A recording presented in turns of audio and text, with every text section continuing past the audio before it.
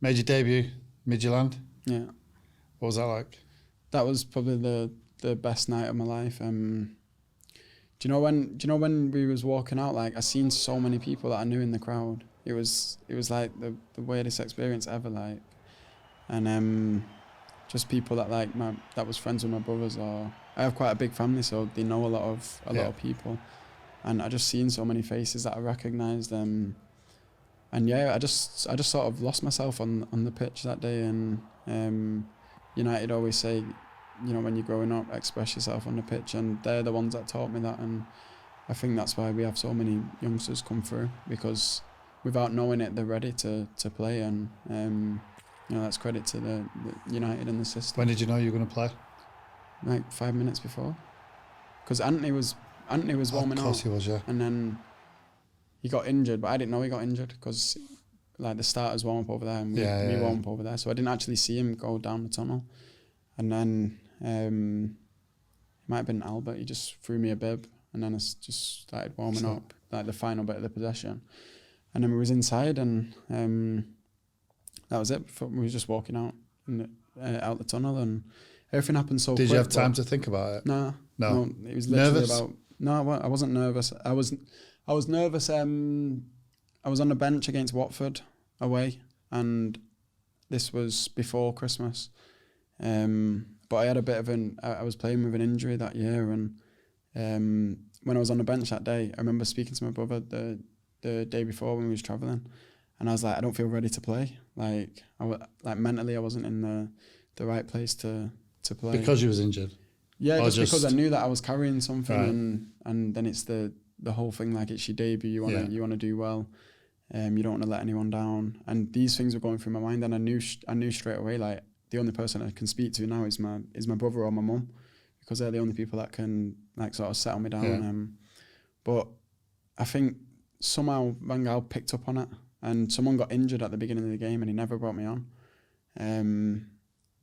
But like in my eyes, that was a sort of a blessing in disguise, because I knew that I wasn't ready to play with the first team. I was on my way to being ready. I was training with them a few times, but in terms of being ready to play with them, I didn't feel like I belonged there yet. But then the difference between then and that game when I played was a million miles apart. Like mentally, I felt like I belonged there, and I wanted to show people that I belonged there, and that was just my mindset going into the game. You say you don't get nervous. PSG last year, taking that penalty. No, I was ready. I was ready to do it. Like I felt, even after the long wait. Yeah, I think on the video you can just see me just stood there, and Did you know where you were going to hit it? No. No. I was just waiting really. He's a good keeper, and he stood tall for long, so I knew I was going to go high. But whichever way, I didn't know until I was about to strike the ball. But that was your first penalty, wasn't it? Like competitive. Yeah, but I took penalties bit different though, isn't it? Yeah, it is different, but you know, when it's the same mentality. Yeah, when you think about it, it's the same thing. Whether you take it with 80,000 people there or no one there, a penalty is a penalty, and it's you against the goalkeeper. Yeah. And you know, you have to find a way to block everything else out, and that's just what I did. I didn't feel nervous or pressured. It's more confidence, because you know, if the manager puts you on penalties, there's a reason why he does that, and you know, he trusts you and believes in you.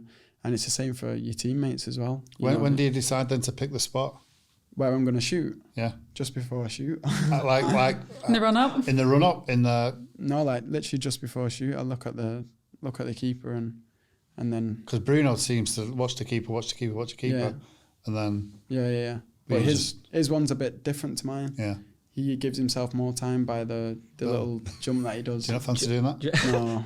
Just talking about the academy, Marcus, was there any coaches at that time? I know you've had many coming through here, but any coaches that really you made a bond with, as well as the players, that really stand out in your mind? Yeah, there's quite a few. There's, I'm going back to the very beginning there, but Eamon Mulvey, Tony Whelan, Dave Bushell. Like without them guys, I would never have managed to get through it. It was just impossible. Like there was a few times when I'd missed training, because my mum had work late and my brothers was working. My sisters both had babies, and there was just no way of me getting there.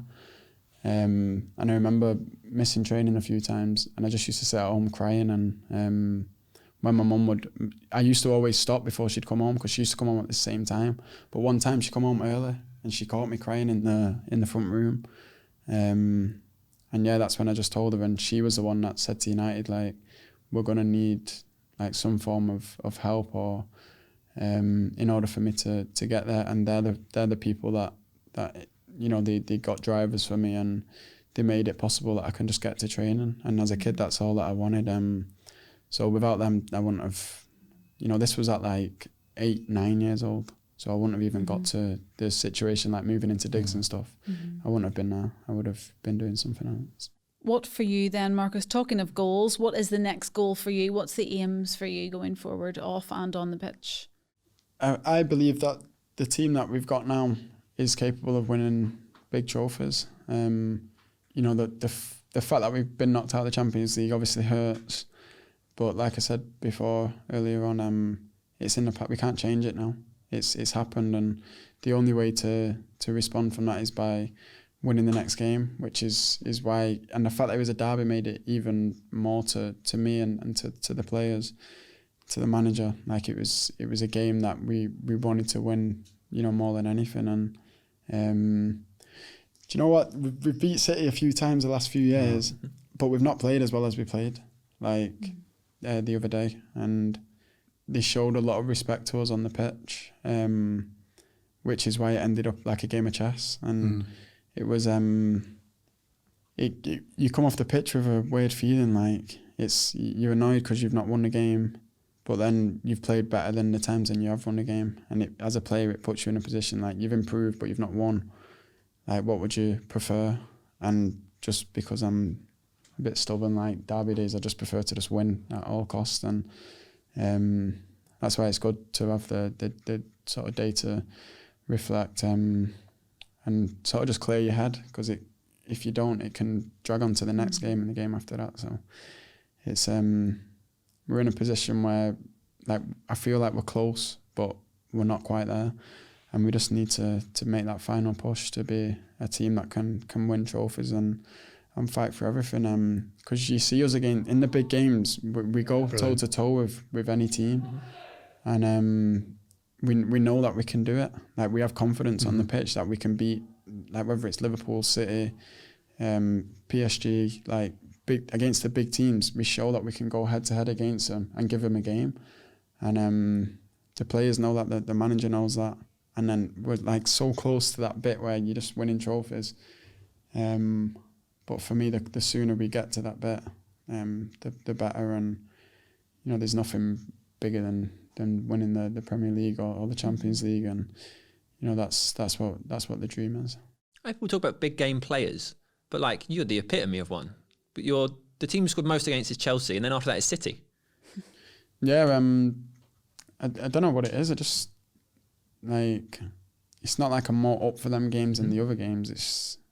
It just happens, and it's been like that, like, from the beginning. Like, even in the academy, I always used to score against, like, the derbies, and Everton's academy was good at the time. I used to always score against them, and it was just something that has just developed and happened. And the fact that it's not changed is good for me. And you know, in the big games, I feel like the big characters and big players, it's important to step up and show that you know you're ready to, no matter who you play against, you're going to put yourself out there to fight. You know, that's just what I do, and I hate missing games. I hate being injured, and amongst the team, like, people know that about me, and they know that when I'm on the pitch, I'm gonna give everything I can to try and win the game.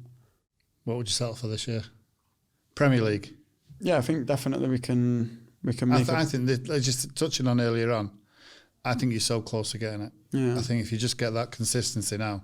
That's all it is. And because everybody's beating everyone else, aren't they? Yeah, the league's wide open. Yeah. Like, 4 games ago in the league, everyone was saying United are finished. Yeah. Like, and then you win 3 games on a spin, and then now we're 4th or 5th or whatever it is. We have to find a way to block everything out, and just concentrate on what matters, which is, you know, the team and how we perform and results.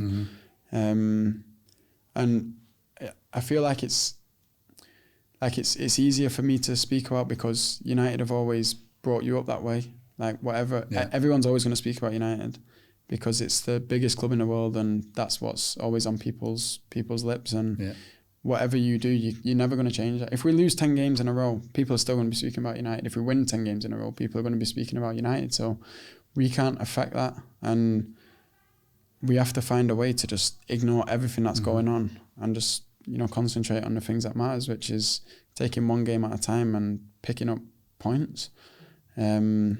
And we have to go back to spells where it's worked, where we've won, you know, 10 or 11 league games, and we just do it again, because I believe that this year the team that does that is the team that's going to go on and win the league. So it's you know, it's up to us. It's in your hands. Yeah, basically, and we have to show that, you know, we're ready to step up and be that team that's going to be fighting for the title. And I believe that we are. Like we've said, we're so close from being the team that we all want to be. But don't matter if you're that close or a million miles away. If you're not there, you're not there. And we need to show that we are there. And the only way to do that is to do it on the pitch. That's where we can speak on the pitch. And we have to do it. And, you know, hopefully this year it can happen. But for me, we take it one game at a time, and it's just about winning. That's what Man United have always done. They've always won.